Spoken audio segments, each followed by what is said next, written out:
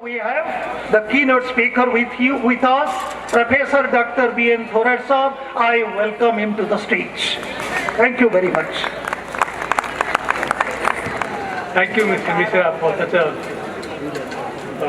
elaborate introduction. All right. The one thing which I liked when I met Guruvata Minaketan is that he has put heart and soul in building this institute. And I'm very passionate about any person, whosoever he is, who is the institute builder.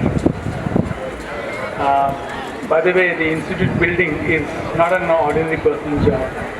Whether it's the building of schools, or whether it's the building of university, or whether it's the building of any other research culture, starting your own industries and so on and so forth.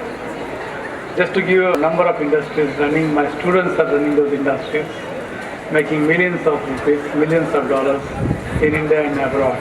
So creating the wealth is a job of an institute.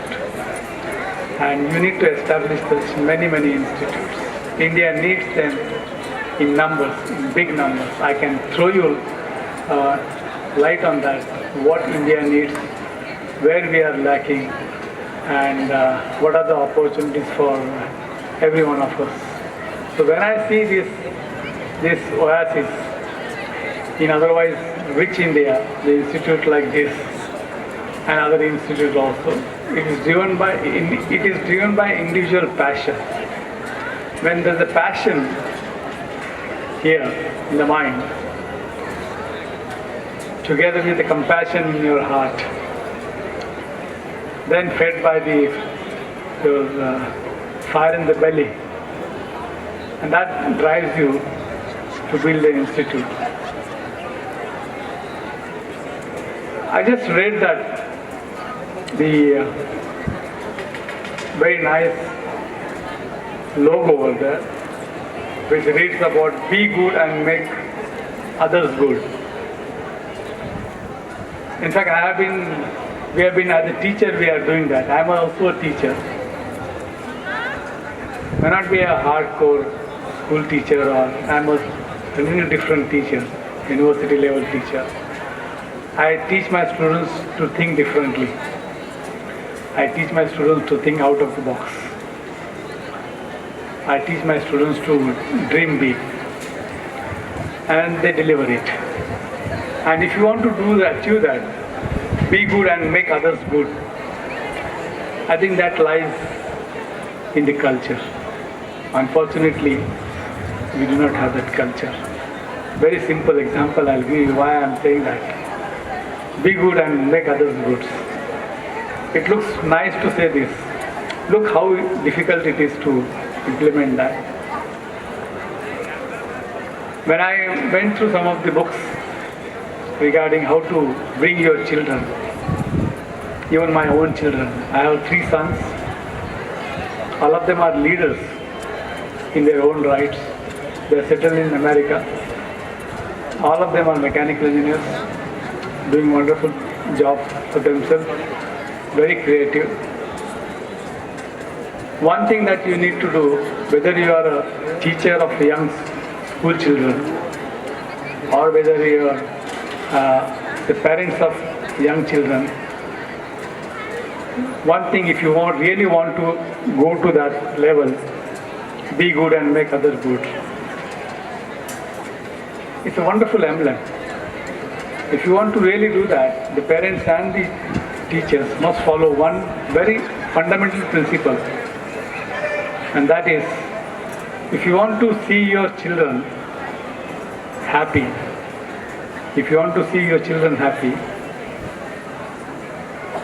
or if you want to make your children good, make them happy. It is the other way around. If you want to make your children good, you make them happy.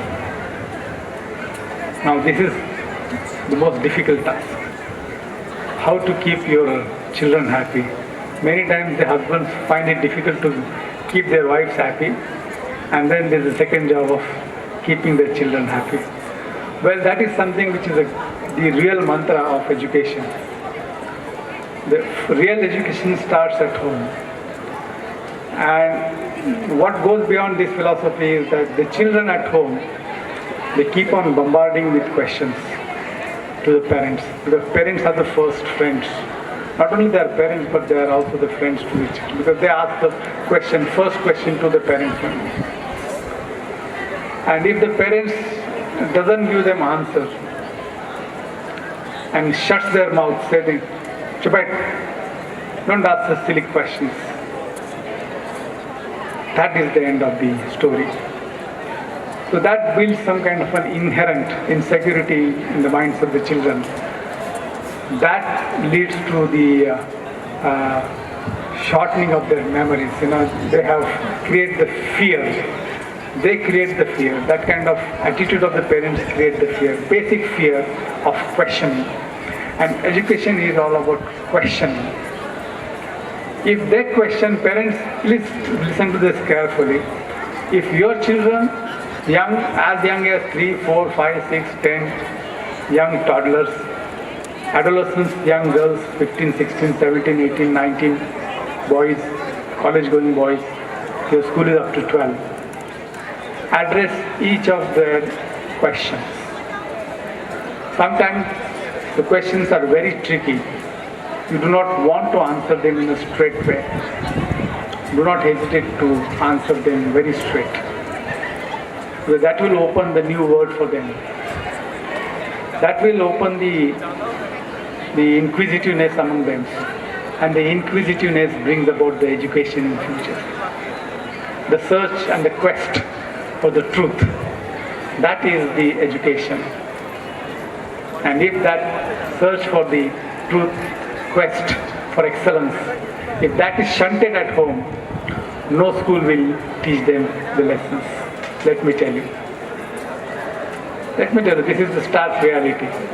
The other thing is that I am always wondering about comparing private schools versus the public schools. India is a vast country. We need public contribution.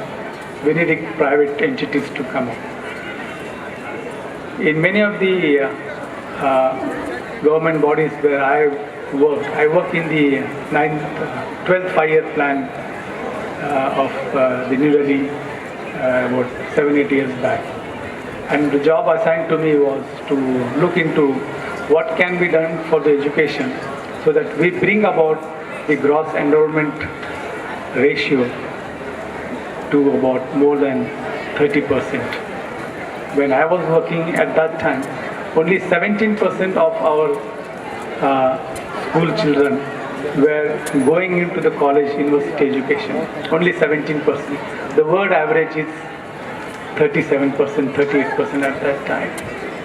USA is about 60%, 70%.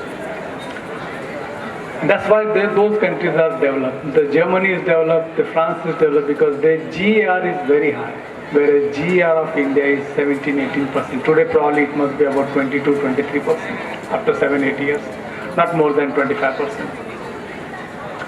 So the new education policy NEP 2020 says that we must have 100% gross enrollment ratio for children going from primary to secondary education. We must have about at least 50% gross enrollment ratio for children, for the students going into the university education. And if that doesn't happen, we will always remain as the third world country.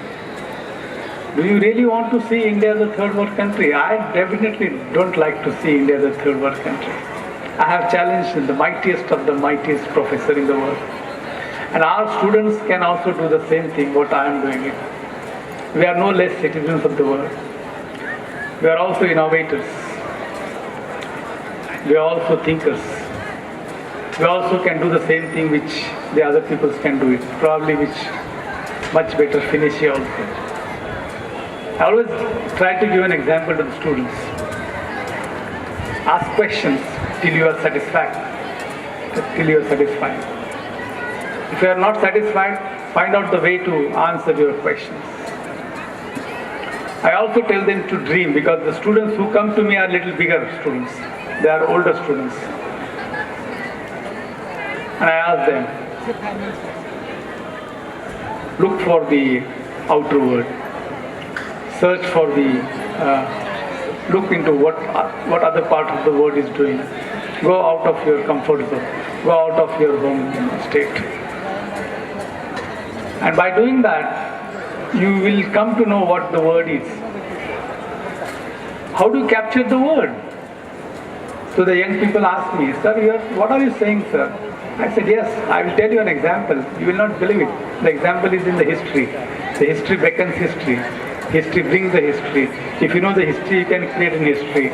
So what I tell students, look, the Portuguese left the Lisbon port. They came to Goa. They conquered.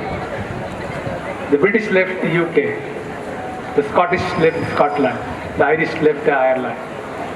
The French left the Marseille and then captured various ports of various countries of the Africa. So did Spanish and so did other countries also, Dutch. So when they left their country in search of something else, they discovered many, many things. So unless you go and sell yourself out, you will not be able to learn the big things in the world. We can actually have a number of Bill Gates. I have about 4 or 5 Bill Gates awards. The total award money is about 20 crore. I don't have in my pockets 20 crore. You probably you may be wondering where this 20 crore has gone that I have won in the prize. By the way, I invested that 20 crores in the students, and student converted that 20 crore into 200 crore and 2000 crores. That's basically this mindset that you have, that you create wealth out of what you have. And this is the mantra that we teach our students to think big. So on this occasion, I can say a lot of things, but I think I'll restrict myself because we already started late. But one thing I would like to convey to every parents and the teachers, and I hope that Professor Dr. Minaketan takes this, to all the mothers and fathers, the parents, that consider your child as a unique child. Please consider your girl child or the boy child as a unique child, and he has the potential to excel into a wonderful personality in future. Have faith in his ability, create those ability in him, create that framework so that within that framework he can actually make his own life's canvas, and he can nurture himself very well. When he grows up, he will give back to you and to the society. Please make sure that you carry on the journey of treating your child as a God's gift, and not only as a God's gift, but make sure that he lives the way he wants to live in the quest for excellence. Education has no language barrier, by the way. Do you know that we are forced to learn in English language? I belong to a vernacular. I studied in Marathi medium school. Education, the language doesn't come into your education. Look what Japanese learn their primary, secondary and tertiary education in Japanese language. Germans learn their primary, secondary and tertiary in the German language. So does Russians and French. So does Thailand, which is our neighbor country. For India to become an Atmanirbhar, every individual must become an Atmanirbhar. We are working very tirelessly to double the farmer's income twice. And I think if that goes successfully, ICT will be at the forefront of creating that kind of innovation in the state of Odisha. With what technology we have, with what development we do it. And we have very hope that the Odisha will also get developed in due course of time. Thanks for your attention.